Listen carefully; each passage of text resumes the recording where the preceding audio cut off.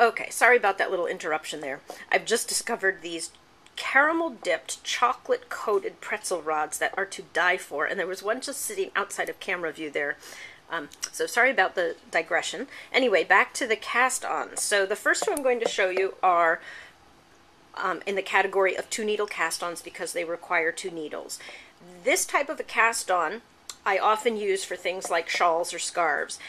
The cast-on that results from a 2-needle cast-on is not very elastic, so I don't particularly like to use it for socks or mittens or hats, things that need to be pulled on over body parts, and so they require a little bit of elasticity or stretch.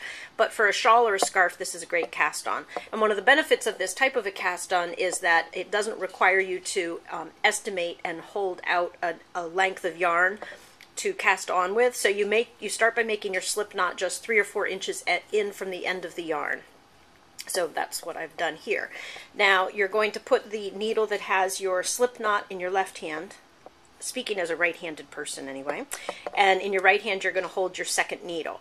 To do a 2-needle cast on, you're going to begin by inserting your right hand needle as if to knit into the slip knot as if to knit, wrapping the yarn around that right needle as if you were going to really knit a stitch. And when you pull that loop to the front, you're now going to add this loop. This is going to become your second stitch, and you're going to place it on your left hand needle. So now you have 2 stitches here. The first slip knot counts as your first cast on, and then the stitch we just created is your second.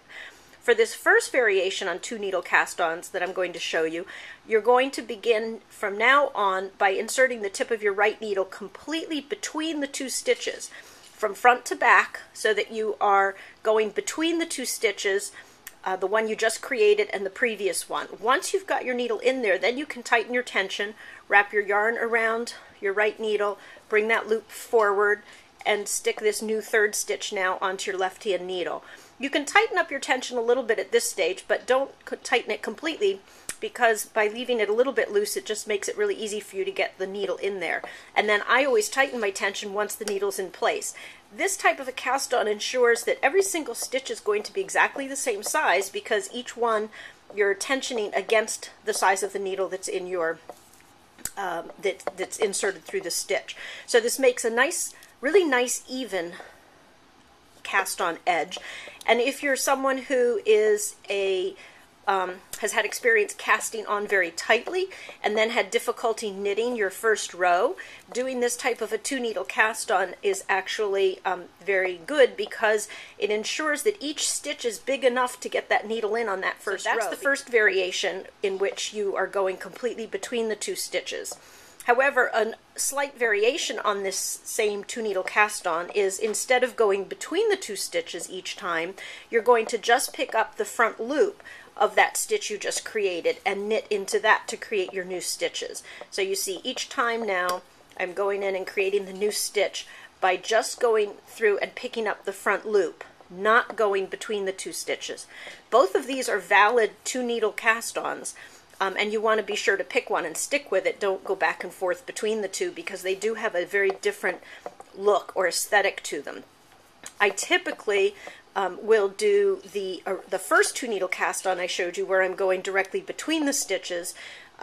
However, if I'm doing a particularly lacy pattern, I actually like to go through just the first loop, because that tends to create a little bit more of an eyelet along the cast-on edge, and for a lot of lace patterns that seems very appropriate and well suited to the design. So pick either way you prefer, try both and see what you like. So you go either through just the front stitch as your 2-needle cast-on, or you go completely between the 2 stitches, the last 2 stitches on the needle.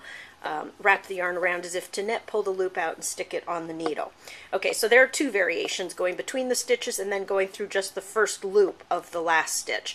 Now, the other variation that you can do on a 2-needle cast-on is a function of how you place the stitch on your left needle. So I'm going to go back to going to the first variation of 2-needle cast-ons I showed you, where I'm going directly between the 2 stitches. I wrap my yarn around, and what I've been doing so far is I've been placing the new stitch on the needle in this orientation. However, you can also orient it on the needle like this. So instead of coming straight on and going through that new stitch, poking the tip of the left needle through that new stitch from left to right, you can kind of come around the back. Think of the left-hand needle coming around the back side and coming through and picking that new stitch up from right to left. This is actually the approach that Nancy Bush showed us this past weekend for a 2-needle cast on. She likes to orient it, or I should say the Estonians typically orient their cast on like this.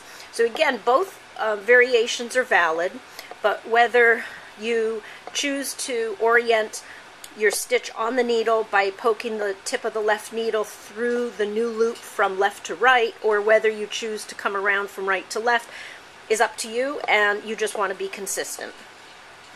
And these 2-needle cast-ons produce a very neat edge. Unfortunately, I chose a dark color because I thought you'd be able to see it better on the video, but that also makes it more difficult to see how nice and neat this edge is that it creates.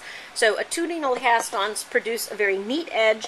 They produce a cast-on row that makes the first row of knitting very simple because you've always created your tension by wrapping the yarn around the needle and creating the size of the stitch around the needle, but it is not an elastic type of cast on, so it's really well suited to things that you want to have draped, like scarves or shawls.